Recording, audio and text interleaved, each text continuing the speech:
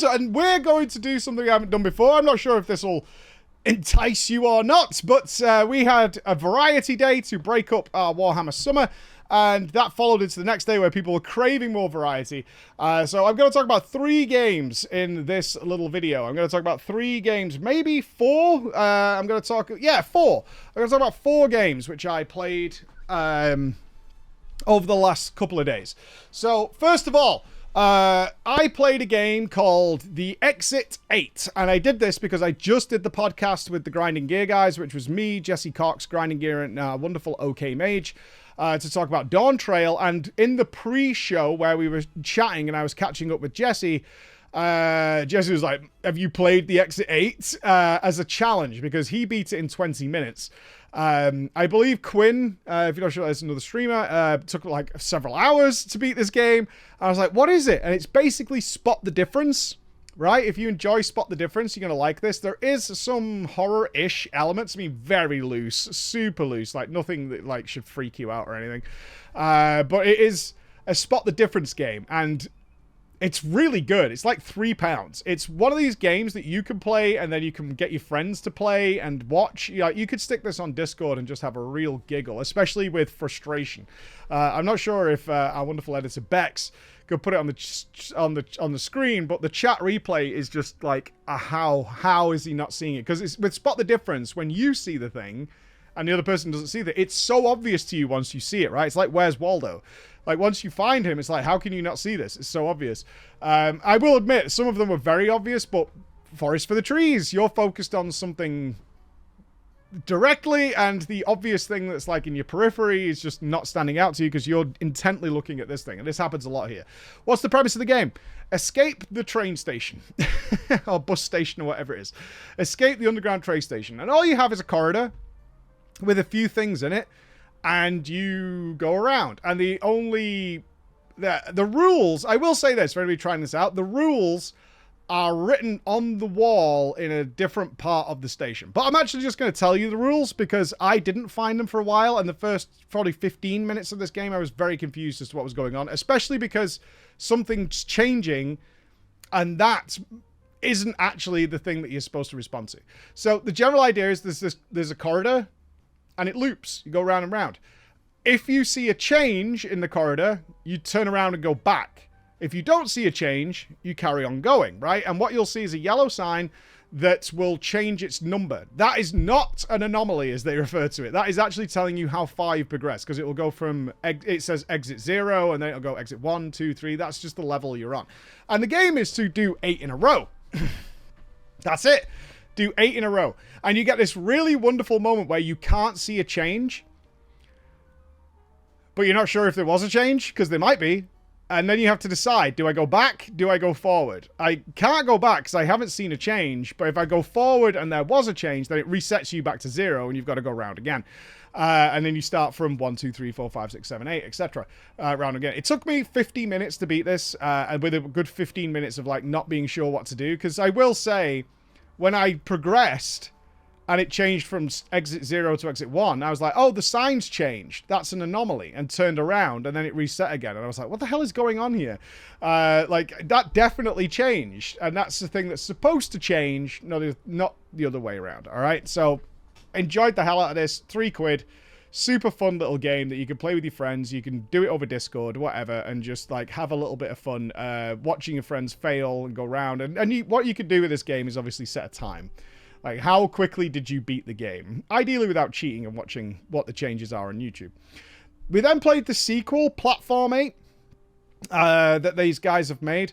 Very different game. Interestingly enough, when I spoke to Jesse Cox after I played both of these, because we was like, yeah, I got 50 minutes, you beat me on this one. He's like, you got to play Platform 8. I was like, I did play Platform 8.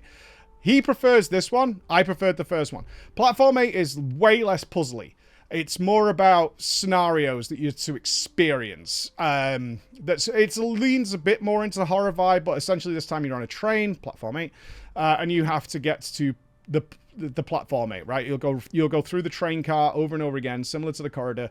But this time, it's not a case of spot the difference. That's not the case. So I spent the good first 10 minutes of this, like, looking around, trying to take in everything that was in the train cars, because I'd had my training from the first game.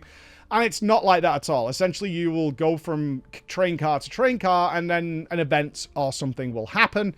And there is a little puzzly element in some of them, like, how do I get through this? How do I solve this? What is the... or even beating a code. So it's not like there's no puzzle elements. There is some. If you're looking for more of, like, a creepy atmosphere game that'll last you an hour, this is for you, rather than, you know, spot the difference puzzly thing. As I said, I preferred the first one because I preferred the puzzles and having that decision-making process is like, do I go forward? Do I go back? In Platform 8, it's more a case of you always go forward. You always go forward. There are things that can reset you, but they're very obvious when they happen as to what they are and how to solve them should you bump into them again. Because they're not huge games. You know, if you play several rounds, you will bump into the same one again and be like, okay, I know what I'm supposed to do here. And that will work. The next game, this was voted by my audience. You might be wondering why we're not playing the Elden Ring DLC. Yeah, it's because Dawn Trail's coming. I won't have time to finish it in time, and we don't want to disrupt the Elden Ring DLC in the middle of it, because that would be really annoying. Or I'd just have to grind it out as quickly as possible, which is no fun either for a game that's open world exploration. There it is. So, we've got to play Duck Detective. The voice actor for the Duck Detective, don't worry, this is a game for adults. The voice acting for the Duck Detective is way better than it has any right to be. I'll let Bex play some of his audio now. This fresh smell. Oh, sweet, spongy loaf. Ah, you keep me safe at night. Are you fucking a loaf of bread? A lot of duck puns, but this is a detective game with a silly aesthetic. That's what this is. It's a detective game with a very silly aesthetic that actually is... I would say this is decent. I would give it like a B, a high B if I was to tier list this one. It's obviously very goofy. What I found with this, similar to an FMV game called Contradiction we played a while ago, and I could see this very evidently from people who had either, similar to the Spot the Difference, they've either seen the correct combination of words or had played it before and knew the answer. Is that you can have the answer in your head, like you know what you're trying to say, but the correct ordering of the words needs to be specific to be solved. And there was a couple occasions where I kind of got like stuck because I was like, I know what's happened. And also it does suffer a little bit from you being able to very much figure out like one of the big answers earlier in the game. If you're paying attention, he's like, oh, okay, so yeah, I totally get who the bad guy is here. But you don't know that yet. Although you as the player know that, the duck doesn't know that. So I got stuck for a good 20 minutes using the wrong name because I knew who that person was, but the game didn't. So you had to use a vaguer term. And I was like, that makes no sense because, you know, like in my head, I'm like, this is correct. This all fits. And people were like face palming and stuff like that. It's like, no, when he gets it, he's going to lose his mind. And then I did get it. And I was like, oh, God. But we know that's them. And they're like, we haven't got the evidence. Like, we got lots of evidence that that person is them. But either way, everything else fits into place. And there is a hint system if you're stuck that can move you forward and get things done. You just have to be very specific with your words. I guess what I'm saying here is when it's like fill in Mad Libs, which is essentially what this is. So you get bits of a sentence and you've got to slot in like the names of the people, the item they used and things like that, is that it being close enough should work in most occasions, in my eyes. I can't remember the game that did that. It's like, yeah, it's not perfect, but it's clearly correct, right? It's not like the exact sentence that our writer wrote, but yeah, it totally makes sense, exactly what you're saying. And you clearly know what's going on. I can't remember it offhand. There was a game that did allow for that sort of leniency in the specific naming terms. But other than that, what a fun little game. Like, each character is very interesting. You actually feel for some of them. like, once you learn a little bit about their backstory and what's going on, you actually do feel something about them, which is great. So I'd give this a decent B. The final variety game we played was Mists of Aiden. Again, we got a little mini horror vibe, I guess. Like, you know, we've had Still Wakes the Deep, we got Eldritch Horror, then we had Platform 8 and things like that. So Mists of Aiden this is by the Russian developer. I remember I forgot the Chinese room's local development the other day, and it was because Mists of Aiden was the Russian developer. Mists of Aiden, what is this? This is, I can't spoil this too much, but essentially you play a thief who has to break into a mansion to steal an item while accompanied by somebody over an earpiece who has the blueprints and things like that. How to talk about this game without spoiling what the hell is going on. It is obviously very narrative focused. A little bit more in the jump scare territory if you're looking for that kind of vibe. A lot of people like that stuff. And it's about piecing together the bigger picture, right? That's what this game is about. It gives you a very simple task, break in, steal a necklace or something along those lines. And then it evolves very quickly. Very, very quickly. Now, I have 2 comments on this. I would give this a high C, almost B. First things first. The starting mission of the game is extraordinarily weak to the point I almost stopped playing because it felt very generic, very baseline, very like, oh, this is kind of a copy of other games that are already out. Like somebody took, say, Phasmophobia, took away all the solving what kind of ghost it is and just kind of played it out in a narrative feature with simple, basic jump scares that aren't scary at all because they're very obviously coming. And I was like, this feels like a cheap, put together quickly asset, not an asset flip, but it just feels incredibly bare bones, incredibly basic. Like one of the horror games you could pick up for a giggle for £5 that clearly has had some time spent on it to make some set pieces and sequences, but it's more than an asset flip, right? It's definitely more than an asset flip. But that was the first mission. I was like, kind of done with this. Like this isn't grabbing me in any way. But then the second mission it had the hook. I was like, oh, it was supposed to be like that because, right. That's the moment it comes, which I think is a little, I think it should be better in the first mission to get a hook into you because it definitely came across. If you've played any horror games, you know, from Paper Dolls or anything like that, the simple, cheaper horror games that are out there, then if you play that first mission, you'll be like, oh, okay, I get what this is. And you might be tempted to refund this. But then the second mission is like, okay, there's a bigger picture here at large. I will say the bigger picture evolves really well.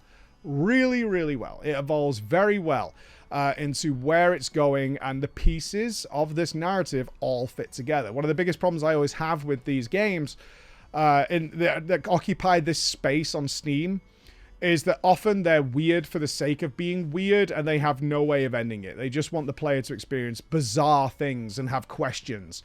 And then they can't pay them off. It's almost like Lost, right? The payoff just isn't worth the journey.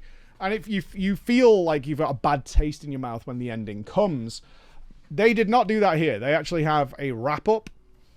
It all fits. It all makes sense as to what's been happening to you and why it works. However, I'm going to pre-warn you now because I actually think this is important without being a spoiler. The ending is atrocious in terms of its length and satisfaction.